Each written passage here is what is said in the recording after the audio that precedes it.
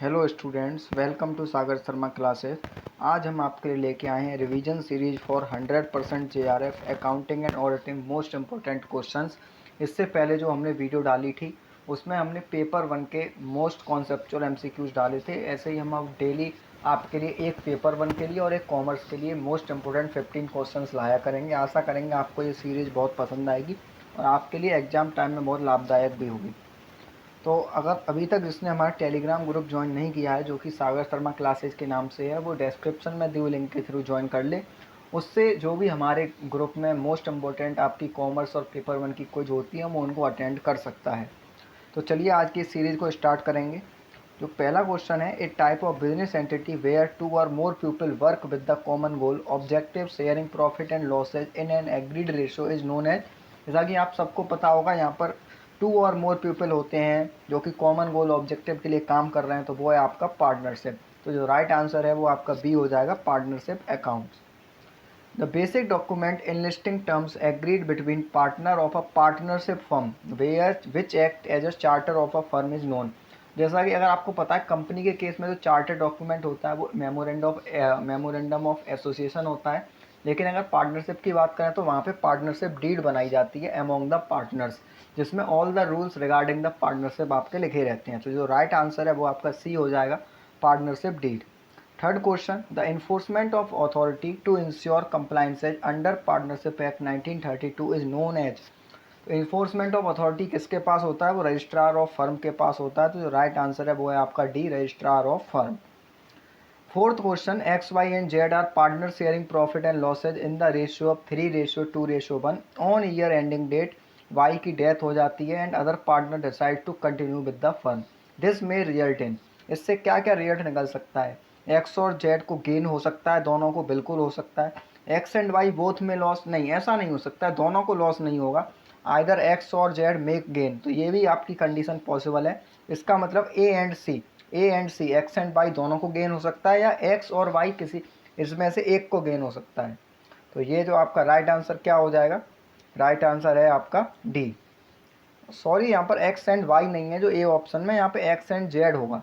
X and Z both again होना चाहिए, both gain.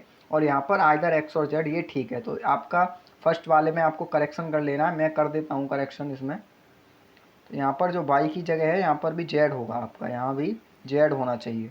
बाकी सब इस क्वेश्चन में ठीक है। Question number 5, partners are suppose to pay interest on drawing only when by the. तो इसमें देखो ये बहुत अच्छा क्वेश्चन है। इसमें आपको बताया गया है partners are suppose to pay interest on drawing only when provided by the agreement. तो इस केस में आपका ए ऑप्शन भी ठीक है। और partners are suppose to pay interest on drawing only when agreed by the partner, तो B भी ठीक है। इसका मतलब जो राइट आंसर है सी, बोथ एंड बी। ये मोस्ट इंपॉर्टेंट क्वेश्चन है, आप इसको नोट कर लीजिए। Goodwill bought in by incoming partner in cash for joining in partnership firm is take away by the old partner in their sacrificing ratio। ये most important है। ये most आपने partnership account में पढ़ा होगा कि कोई भी नया पार्टनर आता है तो जो ओल्ड पार्टनर है वो उसके सेक्रीफाइसिंग रेशो में उसकी गुडविल को बांट लेते हैं आपस में। 7 question, which of the following is incorrect statement आपको बताना है about the dissolution of firm. The firm ceases to continue its business, नहीं, ये तो राइट ऑप्शन है। In dissolution of firm the partnership among all the partners no longer exist, बिल्कुल सही बात है। Dissolution of partnership necessarily mean dissolution of firm, नहीं। अगर पार्टनरशिप फर्म आपकी डिसॉल्व हो जाती है तो इसका मतलब ये नहीं है कि फर्म भी डिसॉल्व हो जाए। फर्म जब तक डिसॉल्व नहीं होगी जब तक ऑल पार्टनर्स आपके पूरे म्यूचुअली एग्री नहीं हो जाते हैं कि आज हम फर्म को बंद कर रहे हैं। तो जो सी ऑप्शन है आपका वो इनकरेक्ट स्टेटमेंट है। तो आशा करते हैं आपको ये समझ में आ गया होगा। Question number next, money spent 10,000 rupees as travelling of the directors on trips award for purchase of capital asset. तो ये आपको पता है, परचेज ऑफ कैपिटल एसेट से संबंधित जितने भी खर्चे हैं, चाहे वो आपके ट्रैवलिंग पर ही खर्च क्यों ना गए होंगे, लेकिन वो किससे संबंधित हैं? वो आपके कैपिटल एसेट्स की परचेज से संबंधित हैं। तो राइट आंसर आपका ए हो जाएगा, capital expenditure. Which among the following is a revenue expenditure. Revenue expenditure क्या होते हैं? जो आपके शॉर्ट पीरियड के लिए होते हैं। Amount spend for the replacement of worn out part of machines, ये अभी देख लेते हैं, अभी आगे वाले ऑप्शन पढ़ लीजिए। Repairing and white washing expenses for the first time, तो फर्स्ट टाइम के लिए तो ये हो नहीं सकता आपका revenue. Expenses in connection with obtaining license for running the cinema, license long term के लिए, तो ये भी रेवेन्यू नहीं हो सकता। Amount spend for the construction of temporary अगर कोई हट्स बनाई गई हैं तो वो भी आपकी नहीं हो सकता है। इस केस में केवल जो ए ऑप्शन है वो आपका रेवेन्यू एक्सपेंडिचर है, amount spend for the replacement of worn out part of machines. Question number 11, the cost of machine is 20 lakh and 2 year later the book value is 10 lakh rupees. The straight line method percentage depreciation, most important question है ये। आपको कैसे करना है समझ लीजिए। इस question में कुछ नहीं है, आपको पता है 10 लाख 2 ईयर का डेप्रिसिएशन है, तो एक साल का कितना हो जाएगा आपका 5 लाख हो जाएगा।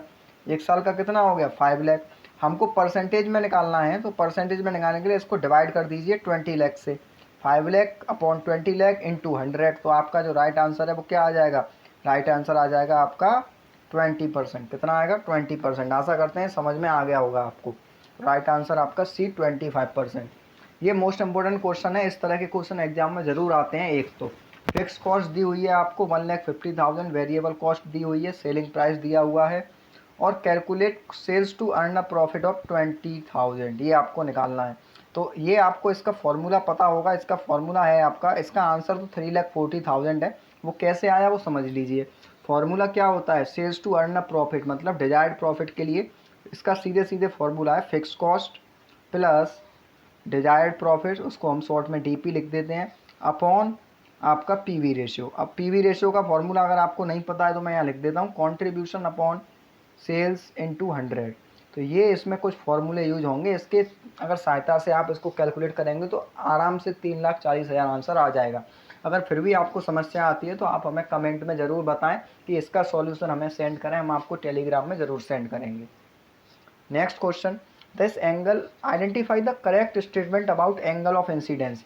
एंगल ऑफ इंसिडेंस आपको पता है ब्रेक इवन पॉइंट में यूज होता है, उसमें से आपको करेक्ट स्टेटमेंट बताना है about the angle of incidence.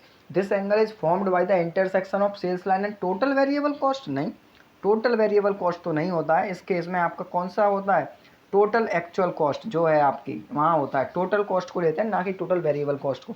तो जो राइट आंसर है वो है आपका बी एंड सी, क्योंकि जो बी स्टेटमेंट कह रहा है this angle shows the rate at which profit is earn once the BEP, बिल्कुल सही बात है। The wider the angle the greater is rate of earning profit, बिल्कुल सही बात है। अगर आपने कभी ये एंगल ऑफ इंसिडेंस देखा हो, जितना ज़्यादा होता है उतनी ज़्यादा प्रॉफिट हमारा होता है।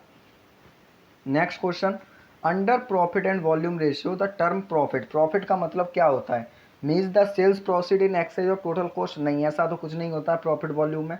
Mean the same thing as you generally understood, जो आप जनरली समझते हो वही होता है। नहीं, is a misnomer, it is in fact refers to contribution.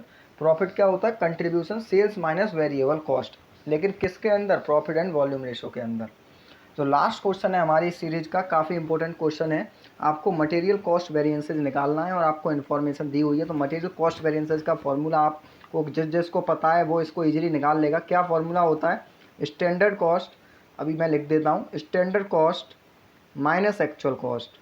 Standard cost कैसे निकालोगे आप, 50 और 1 का मल्टीप्लाई करोगे तो कितना आ जाएगा 50 माइनस 45 का 0.80 से आप मल्टीप्लाई करोगे तो कितना आएगा, जल्दी जल्दी बताएंगे आप कमेंट करके, तो 36। कितना आएगा 36, आप कर सकते हो। तो 50 माइनस 36 आपका मटेरियल कॉस्ट वेरिएंस, इसका मतलब जो 14 है वो आपका राइट आंसर है।